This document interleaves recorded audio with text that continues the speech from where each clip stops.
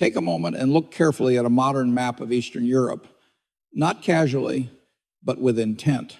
Strip away the commentary, the slogans, and the moral language that has dominated Western coverage since the war began.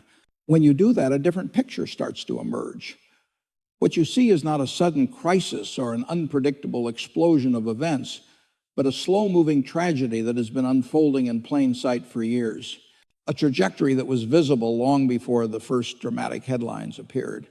Today, we find ourselves approaching what feels like the final phase of the Ukrainian conflict, a strategic endgame that has been steadily advancing for months, perhaps even longer, for anyone willing to look at reality as it is, rather than as they hoped it would be.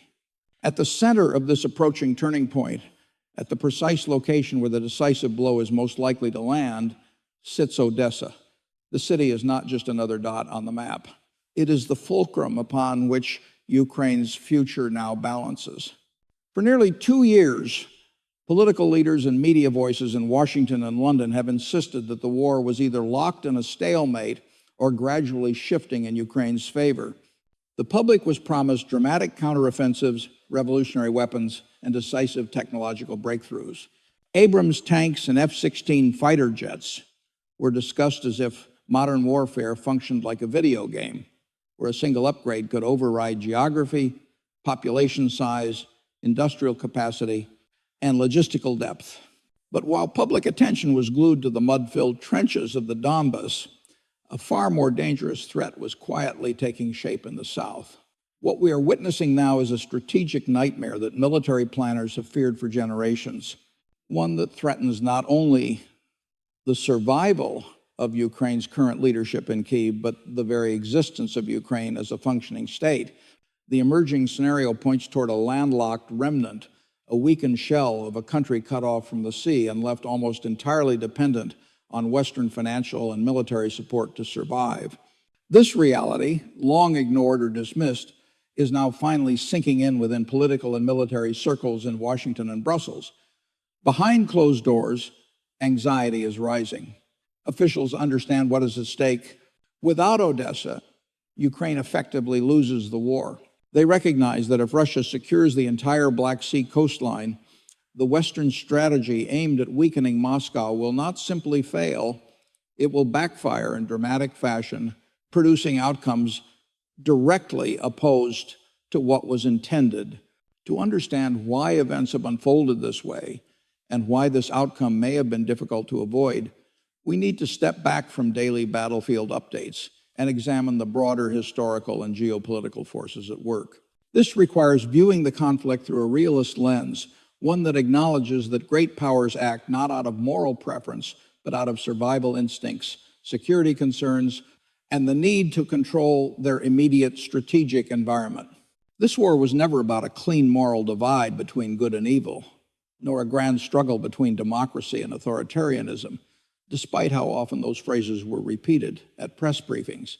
At its core, this conflict has always been about power, regional security, and strategic realities that have governed international behavior for centuries. Russia's long-term strategic focus has centered on one overriding concern: access to warm water ports. From Peter the Great through Catherine the Great, Russia's expansion toward the Black Sea was driven not by abstract imperial ambition, but by economic necessity and military stability. Odesa is far more than a city. It is the primary gateway through which the agricultural and industrial output of the region reaches global markets. It functions as the economic lung of southern Ukraine, a port built under Russian rule and sustained through Soviet-era sacrifice. The idea that Moscow would ever tolerate this critical artery falling under NATO influence, allowing American naval forces and potentially nuclear-capable platforms to operate there, was always detached from strategic reality. Yet this was the assumption that guided Western policymaking. The belief was that Russia would simply accept a rival military alliance, establishing a foothold at its doorstep. NATO's expansion moved steadily toward Russia's historical sphere of influence, and when Moscow reacted forcefully, Western leaders expressed shock.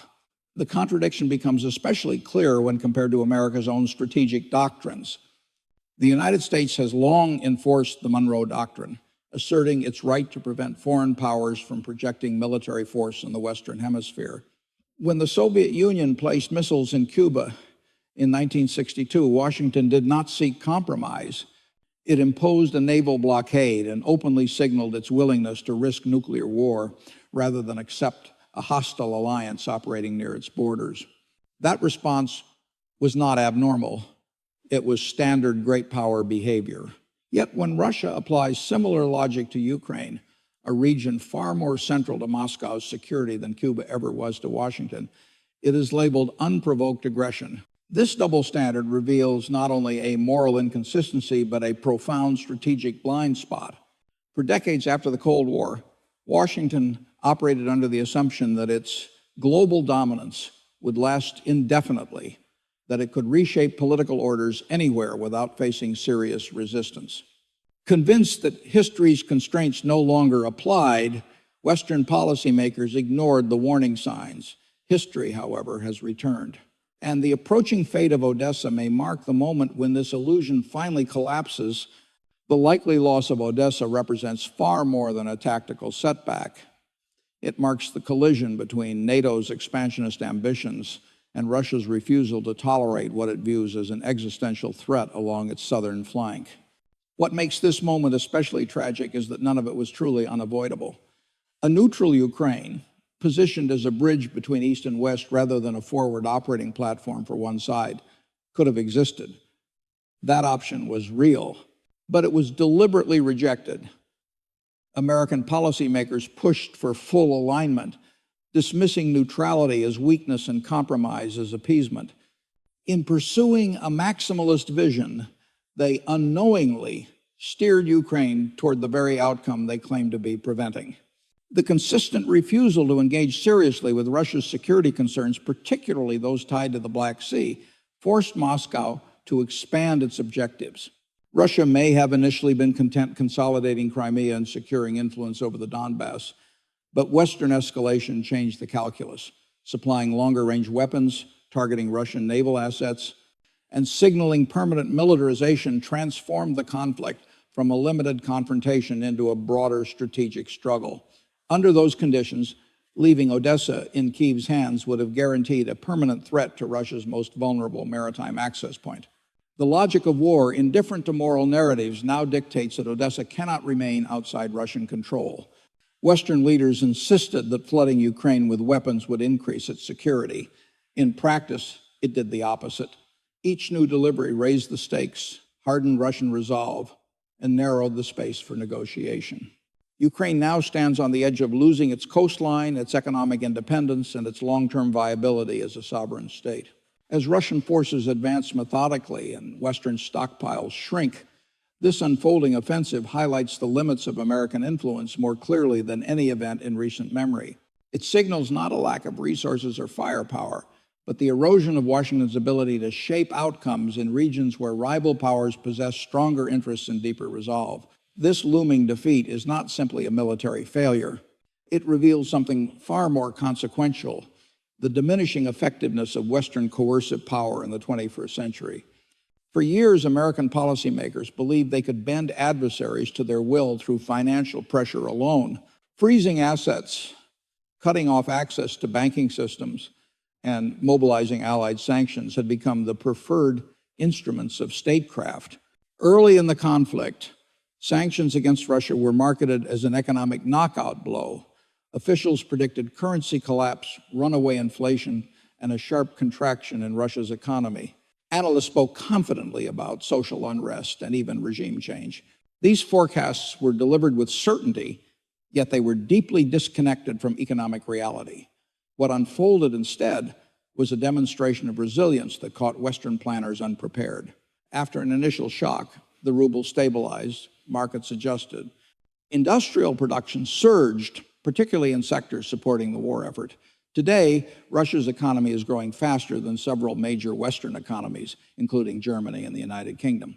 Shelves remain stocked, inflation is stabilized, and factories are operating at capacity.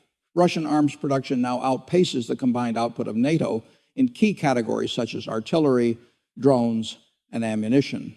This stark gap between expectation and outcome exposes a systemic failure in Western strategy.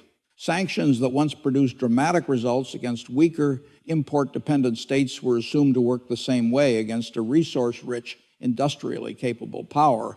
That assumption proved false. Unlike service-based Western economies that rely heavily on financial systems and complex credit structures, Russia's economy is grounded in physical assets, energy, minerals, metals, food, and essential industrial inputs. These are not things that can be frozen in a bank account or neutralized through monetary policy. You cannot print natural gas. You cannot manufacture wheat with press releases. You cannot replace palladium, fertilizer, or neon gas with financial instruments. Russia occupies a rare position as a supplier of the raw materials that underpin modern civilization. The idea that such a country could be economically isolated into collapse was a fundamental misreading of global economics. In attempting to sever Russia from the global system, Europe instead cut itself off from the energy supplies that powered its own industrial base. The decision to restrict Russian energy imports triggered an energy crisis that hit Germany especially hard. Once the engine of European manufacturing, Germany faced soaring production costs, factory closures, and a sharp decline in competitiveness. Meanwhile, Russia redirected its exports to Asia, the Middle East, Africa, and Latin America, regions unwilling to sacrifice their own interests for Western geopolitical goals. In effect, the sanctions inflicted more damage on Europe than on Russia. What emerged was a shadow global economy operating largely outside Western oversight. Russian oil began flowing through complex tanker networks under obscure flags, reaching Indian refineries before being sold back to Europe at a premium. Western governments maintained the appearance of moral consistency while quietly relying on the same energy they claimed to reject. This pattern extended beyond oil. By weaponizing the dollar and seizing sovereign assets, the United States unintentionally encouraged other nations to seek alternatives. Countries across Asia, Africa, and the Middle East concluded that their financial security could not depend on systems controlled by Washington. The result has been a rapid acceleration of de-dollarization. Trade increasingly settles in local currencies. The yuan has replaced the dollar in much of Russia's international commerce. BRICS, once dismissed as a symbolic grouping, has expanded its membership and influence over global trade and resources.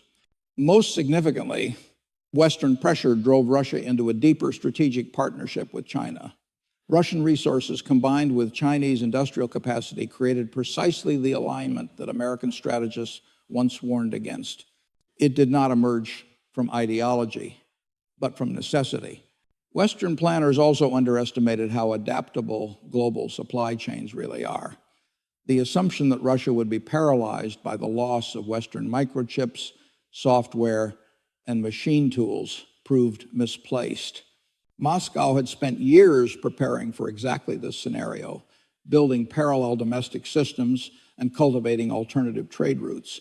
Components now move through Central Asia, Turkey, and the Caucasus, passing through multiple jurisdictions before reaching their destination. A shipment banned in one country simply crosses into another until it arrives in Russia. In a world driven by profit and connectivity, airtight economic blockades are largely a fantasy. At the same time, the conflict has exposed deep fragilities within Western defense industries. Factories struggle to produce artillery shells, missiles, and advanced electronics at the pace modern warfare requires. The long-held belief that the United States and Europe could effortlessly outproduce Russia has collapsed.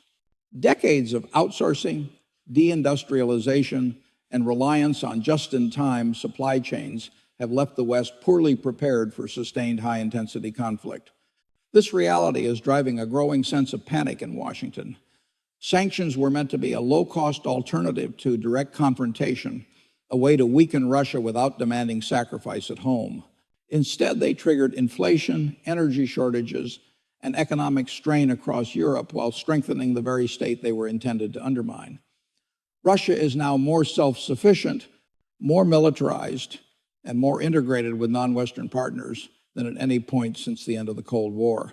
The blowback has hit Europe hardest. High energy prices, industrial decline, and stagnant growth are not accidental developments. They are the direct result of policy choices tied to the Ukraine war. The mechanisms of economic coercion that once defined American dominance have been revealed as less powerful and far more risky than previously assumed. The approaching fall of Odesa will therefore represent more than a military loss. It will symbolize the end of an era in which the United States could reliably impose its will through financial pressure alone. It signals the emergence of a new global order shaped not by Western banking systems, but by physical resources, industrial output, and strategic partnerships beyond Washington's control. Yet even these economic miscalculations are overshadowed by the moral contradictions embedded in Western policy. American leaders consistently frame their actions as a defense of freedom and democracy, but when measured against historical precedent, that narrative quickly unravels. Time and again, the United States has intervened not to protect vulnerable nations, but to use them as instruments in larger power struggles. Countries are encouraged to take confrontational positions they are not equipped to sustain, promise protection and prosperity, and then left to absorb the consequences. Ukraine is not an exception. It is the latest case in a familiar pattern. Iraq was invaded under the banner of liberation, justified by claims that later proved false. The result was state collapse, prolonged violence, and regional instability that persists to this day. Libya followed a similar path. Military intervention was presented as a humanitarian necessity, yet it dismantled the state, destroyed infrastructure, and plunged the country into chaos. A nation that once enjoyed relative prosperity became a patchwork of militias with open-air slave markets emerging in the aftermath. Syria's war unfolded along the same lines. In an effort to weaken regional adversaries, Western powers and their allies flooded the country with weapons, many of which ended up in the hands of extremist groups. Cities were reduced to rubble, millions were displaced, and the conflict was prolonged far beyond what might have been avoided through diplomacy. These interventions were not driven by a commitment to democratic values. They were guided by strategic calculations cloaked in moral language to shield policymakers from accountability. Ukraine now occupies the same role. Western governments encouraged Kyiv to abandon neutrality, to reject compromise agreements that might have prevented war, and to believe that NATO backing would guarantee its security. Instead, Ukraine has become a proxy battlefield.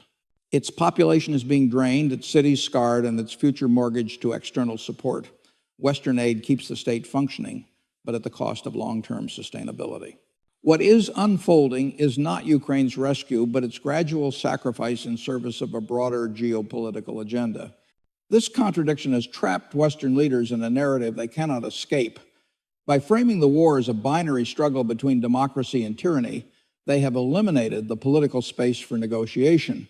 Any compromise now appears as moral failure. As a result, Ukraine continues to be pushed toward objectives that were never achievable. The loss of Odesa will be the most devastating consequence of this approach.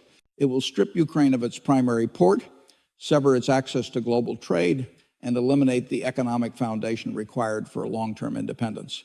The country will be reduced to a landlocked dependency sustained by Western funds, but lacking the means to recover on its own. When that moment arrives, Western officials will likely deflect responsibility. They will cite corruption, mismanagement, or tactical mistakes. But the underlying truth will remain clear.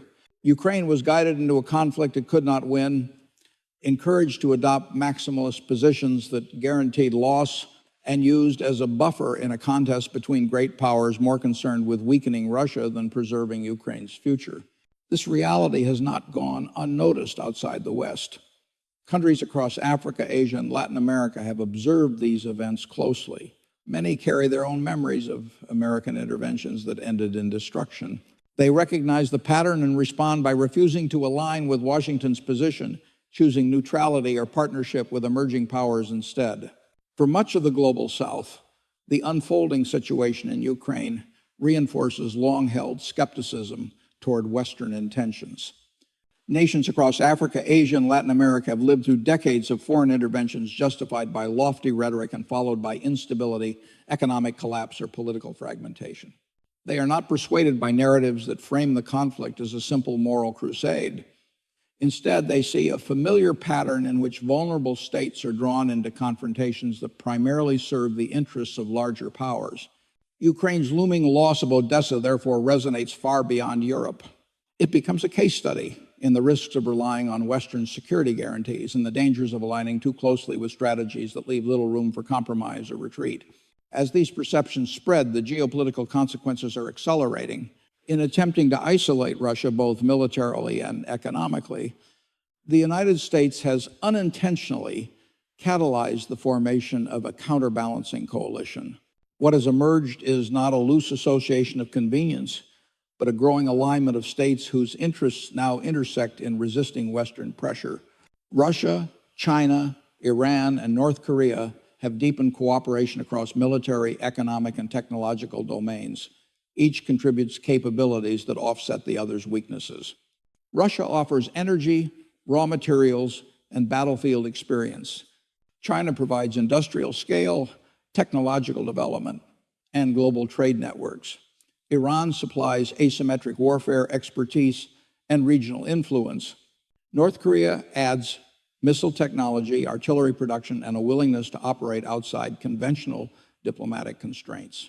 Together, they form a resilient structure of shared interests that challenges American influence across multiple regions simultaneously. This development marks a level of reciprocal escalation unseen since the Cold War. Washington assumed it could weaken Russia in Ukraine without triggering serious consequences elsewhere. Instead, pressure applied in Eastern Europe has reverberated globally. While the United States focused on sending weapons to the Donbass, China quietly restricted exports of critical minerals such as gallium and germanium, materials essential for advanced electronics, semiconductors, and radar systems. These moves were not symbolic. They were strategic reminders that Western military and technological power rests on supply chains controlled by potential adversaries. Russia, meanwhile, leveraged its role as a major energy and food exporter to influence global inflation and stability. This form of pressure, non-military yet highly disruptive, demonstrates how modern conflict extends far beyond traditional battlefields. The result is a multi-domain struggle in which power is applied through finance, energy, minerals, shipping routes, manufacturing, and information. Western reliance on financial sanctions now appears increasingly limited, while rival states target the physical foundations of the global economy. The cracks in Western deterrence are particularly visible in the Middle East. As American resources and attention are consumed by Ukraine, regional stability has begun to erode. Disruptions in the Red Sea, where a relatively small armed group has managed to threaten one of the world's most critical shipping corridors, illustrate this shift. The fact that inexpensive drones can force the United States and its allies to expend millions of dollars in interceptor missiles reveals an imbalance that cannot be sustained indefinitely. At the same time, Russia's growing coordination with Iran and North Korea creates pressure points across multiple theaters. Escalation in Ukraine can be met with instability in Syria, the Persian Gulf, or East Asia, stretching American military capacity ever thinner. The uncomfortable reality is that the U.S. defense establishment is not prepared for a prolonged multi-front confrontation. The war has exposed serious vulnerabilities in Western military readiness. Stockpiles of precision-guided munitions are dangerously low. Artillery production lags far behind Russian output. Efforts to expand manufacturing face shortages of skilled labor, raw materials, and modern equipment. Decades of cost-cutting, privatization, and outsourcing have left the defense industrial base hollowed out. These weaknesses are no longer theoretical. They are shaping strategic decisions in real time. As Washington channels resources toward Eastern Europe, other commitments become harder to sustain. Domestic infrastructure remains strained, borders remain unsecured, and deterrence in the Pacific grows increasingly fragile. This reflects a deeper problem, an inability to prioritize long-term national security over short-term geopolitical signaling. The same confusion extends into the economic realm. Sanctions and countermeasures have fractured global trade, creating structural inflation that is unlikely to fade. The era of cheap energy, stable supply chains, and predictable prices was built on Russian energy fueling Europe and Chinese manufacturing supplying the world. Both pillars are now under strain. The consequences are becoming visible in everyday life. Energy costs rise, shipping insurance, premiums surge, and industries that once thrived face decline. These are not temporary disruptions. They represent a lasting shift toward a more fragmented and volatile global economy. Meanwhile, diplomatic isolation of the West is becoming harder to ignore. While official statements and voting blocs create the appearance of unity, the countries that will shape the future of global growth are increasingly unwilling to align with Washington's approach. China, India, Brazil, Saudi Arabia, Turkey, and others are pursuing their own interests, unconvinced that Western leadership offers stability or fairness. As the United States attempts to rally international support to prevent the loss of Odesa, the response has been tellingly muted. Many governments are no longer inclined to answer Washington's calls. Instead, they are focused on positioning themselves for a future shaped by whoever emerges strongest from this conflict. And the momentum is no longer moving in the West's favor. The approaching fall of Odesa will send a signal far beyond Ukraine.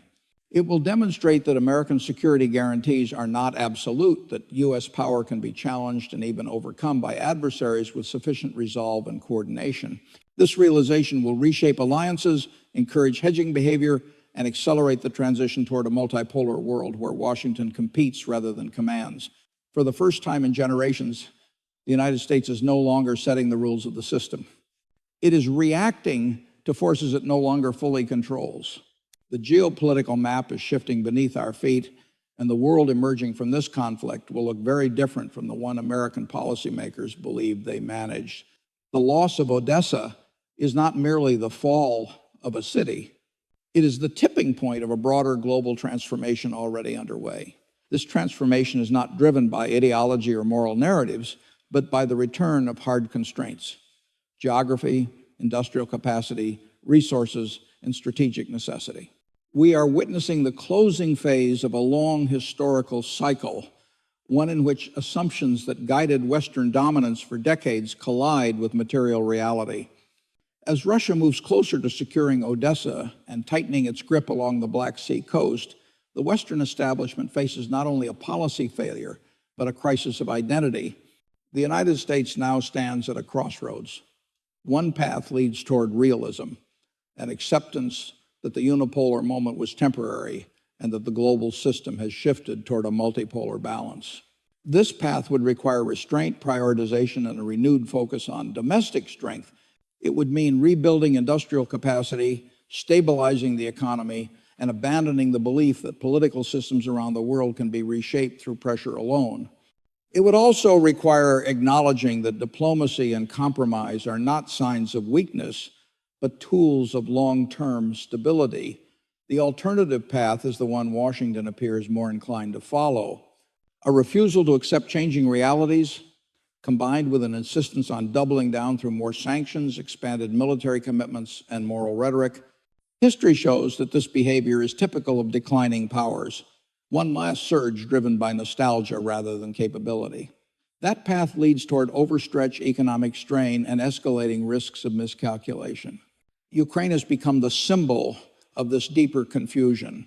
In trying to preserve the image of American dominance, Western leaders have consumed vast resources, depleted stockpiles, exposed industrial fragility, and strained alliances. They believed moral framing could override the physical limits of power. Instead, Ukraine was guided into a war it could not sustain.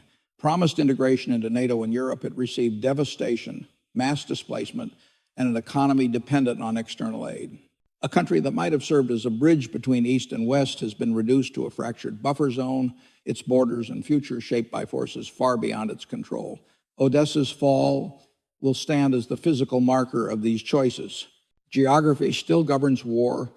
Ports cannot be defended by speeches, supply lines cannot be maintained through slogans, and influence cannot be preserved through narratives that collapse when tested against reality. The West offered Ukraine a vision of security and prosperity, but delivered a battlefield emptied of millions of its citizens and sustained only by foreign funding. As Eastern Europe's map is redrawn by force, the United States must confront uncomfortable questions. Was it worth weakening the dollar by weaponizing it? Was it worth driving Russia and China into a durable strategic partnership? Was it worth triggering energy crises, inflation, and industrial decline across allied economies? These are not abstract debates. They are the direct consequences of strategic decisions made without a clear understanding of global limits. This trajectory was not inevitable. The decline of American dominance was not preordained by fate. It was accelerated by choices rooted in overconfidence, ideological rigidity, and a failure to recognize how quickly the world was changing. The fall of Odesa will become the epitaph of this era, marking the end of a worldview that assumed the United States could act without consequence and remain exempt from the constraints that bind all great powers. The global South is asserting itself. Regional powers are expanding their influence. New financial systems, trade networks, and alliances are forming beyond Western control.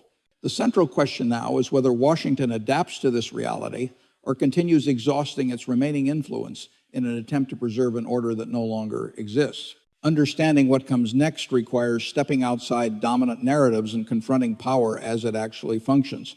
Geopolitics is not governed by moral language, but by resources, production, demographics, and geography. As Ukraine moves toward becoming a landlocked state, its fate tied to decisions made far from its borders, the consequences of illusion-driven policy become impossible to ignore. The final chapter of this conflict has not yet been written, but the direction is clear. If you want to understand these shifts without propaganda, to analyze power as it truly operates rather than how it is presented, this channel exists for that purpose.